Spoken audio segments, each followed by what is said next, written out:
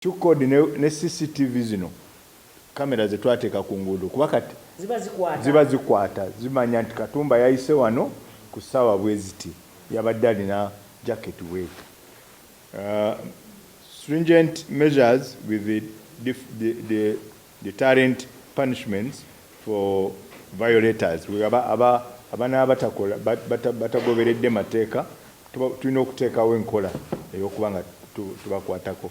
Era meeting gye twalina nabo ne bakkiriza ne bagamba nti mukama wange boda fe abamu tugukolanga mulimu gwe gutuliisa gwe gulisa famire mwetuweredde abaana naye kati mulimu abagwerimbikamu abalina ebigendererwa ebirala kati batwonoonera nga ffe abagukola ng'omulimu.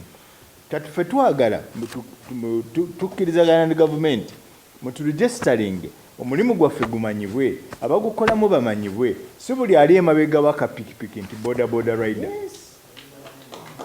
Twagala okulaga naddala omuntu wa wansi asembayo eri abadde takitegeera nti gavumenti ebitongole byayo byonna ne agencies zonna ziri kiki kimu.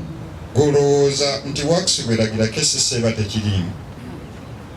Golowooza nti wakisi bweragira security aba takirimu.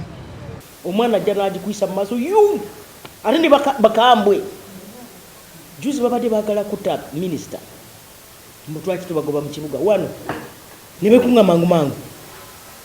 That must stop. That nonsense will stop from this city. Njagala mmwe aba boda mutuyambeko ko muli bana Uganda. We must put sanity. Are we together? Tulina okuteekawo ekirungi mwagala temukola ki tuze kubabuulira bubuulizi tetuze nti musalewo tuze kubabuulira nti tugenda kukikola baligestalinge mangu abana aligestalinga baligestalinge abataligestalinze we are flushing them out of the city. Tugenda bajjamu ate mumanyi capacity NRM egiina tugenda bajjamu kifuba so mufune identity cards ezina security features ezitali easily forged. Kakati fu abatalina security features ezo tulabe ekyokukola.